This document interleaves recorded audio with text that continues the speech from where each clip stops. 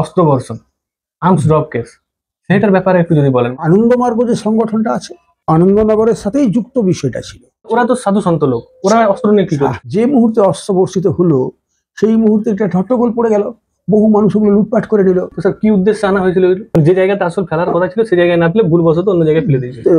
একটা ভারতবর্ষের ভেতরে ঢুকলো একটা বিদেশের বিমান, কিন্তু তোমরা জানতে পারলে না, রাডারে ধরা পড়লো না। রাডারে ধরা পড়লো না।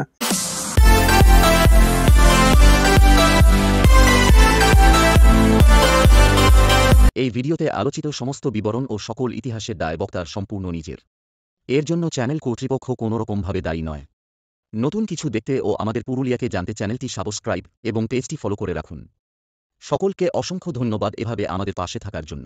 Hello guys, welcome to Purulian blogger. Purulian ব্লগারে সবাইকে স্বাগত জানাই। তো বন্ধুরা, এর আগেও তোমরা দেখেছো আমরা আমাদের পুরুলিয়ার ইতিহাস গবেষক শ্রী দিলীপ কুমার গোস্বামী মহাশয়ের কাছ থেকে পুরুলিয়া সম্পর্কে অনেক কিছু তথ্য, অনেক কিছু অজানা ইতিহাস আমরা জানিয়েছি। তো আজকে আবার চলে এসেছি স্যারের কাছে পুরুলিয়ার কিছু অজানা ইতিহাস জানার জন্য। তো স্যারকে আমি জিজ্ঞাসা করব, আমাদের পুরুলিয়াতে মানে ছৌ নাচের জন্য ফেমাস, এটা আমরা সবাই জানি। তার সাথে আরেকটা জিনিসের জন্য ফেমাস, যেটা হচ্ছে অস্ত্র বর্ষণ, আর্মস ড্রপ কেস, সেটার ব্যাপারে একটু যদি বলেন। মানে কিভাবে এটা আর্মস ড্রপটা হয়েছিল, মানে এটা রহস্যটা কি?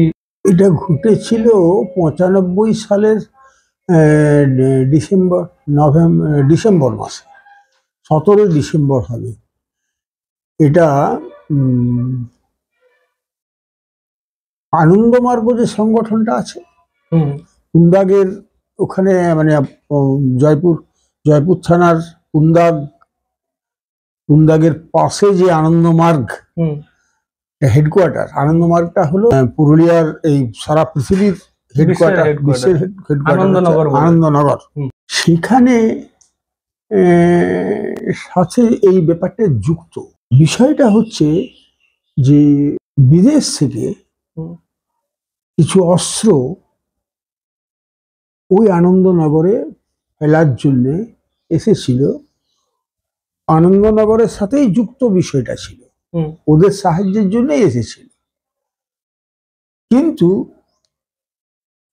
জায়গাটার হেরফের হয়ে যায়। আনন্দনগর থেকে 8-10 কিলোমিটার আগেই জায়গাটার নামটা এই মুহূর্তে আমি স্মরণ করতে পারছি না, এই মুহূর্তে খেয়াল একদম করতে পারবো না, কারণ অনেক দিনের ব্যাপার হলো। তো আপনি অ্যাডভান্স যদি আগে জেনে নিই তাহলে স্মরণটা হয়ে যায়। যাই হোক, সেখানে ভুল করে ওই অস্ত্রটা বর্ষিত হয়েছে। কোথা থেকে আসছিল অস্ত্রগুলো?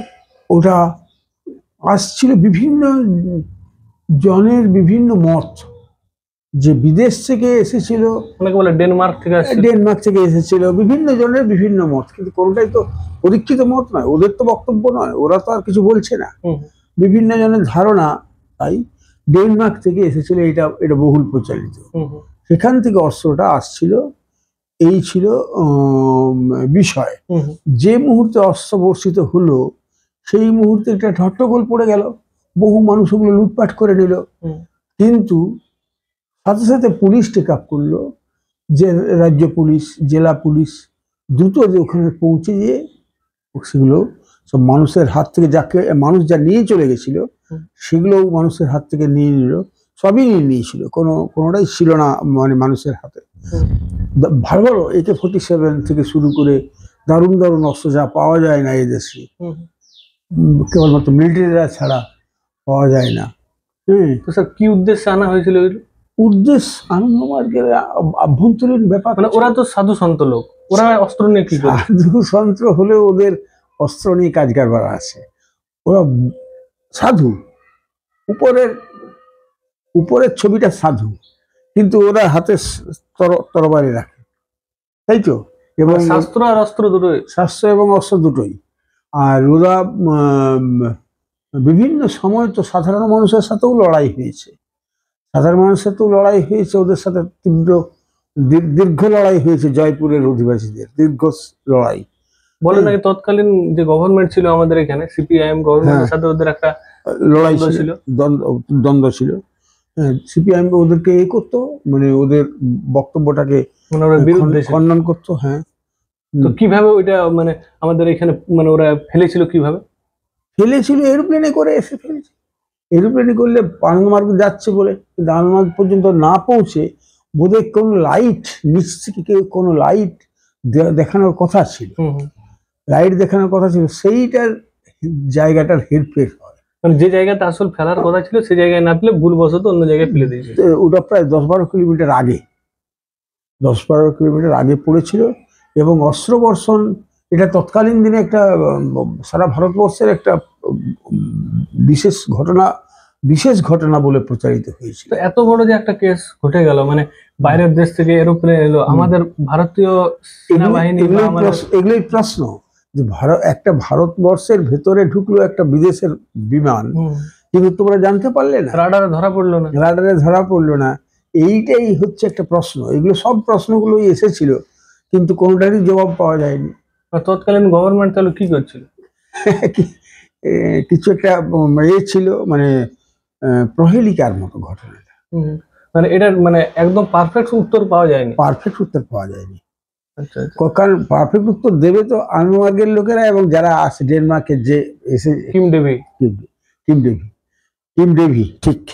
পরবর্তীকালে নাকি আনন্দমার্গের যারা ছিল সাধুরা, তারা নাকি অস্বীকার করেছিল ব্যাপারটা, যে আমরা এটা সম্বন্ধে কিছু। ওরা তো অস্বীকার করবেই, সবসময় ওরা তো অস্বীকার করবেই। আর ওদেরকে ক্লিন চিটও দেওয়া হয়েছে। ক্লিন চিটও দেওয়া হয়েছে, ওই কোনো তথ্য প্রমাণ নেই, তথ্য প্রমাণ না থাকলে ক্লিন চিট দেওয়া আছে। আচ্ছা, মানে এটাই ছিল এই অস্ত্র বর্ষণের আসল। অনেক এটার বিষয়ে আরো অনেক অনেক রকমের ঘটনা আছে, তো সব ঘটনাগুলো তো সামনে আসে না বা ব্যাখ্যাটা পাওয়া যায় না। আর সরকার বিরোধী অনেক কিছু ব্যাপার আছে, বহু বিষয় আছে, সরকার বিরোধী বহু বিষয় আছে। এটাতে প্রমাণিত হয়ে গেছিল যে আমাদের দেশের আভ্যন্তরীণ নিরাপত্তাটা কত ঠুনকা তখনকার দিনে।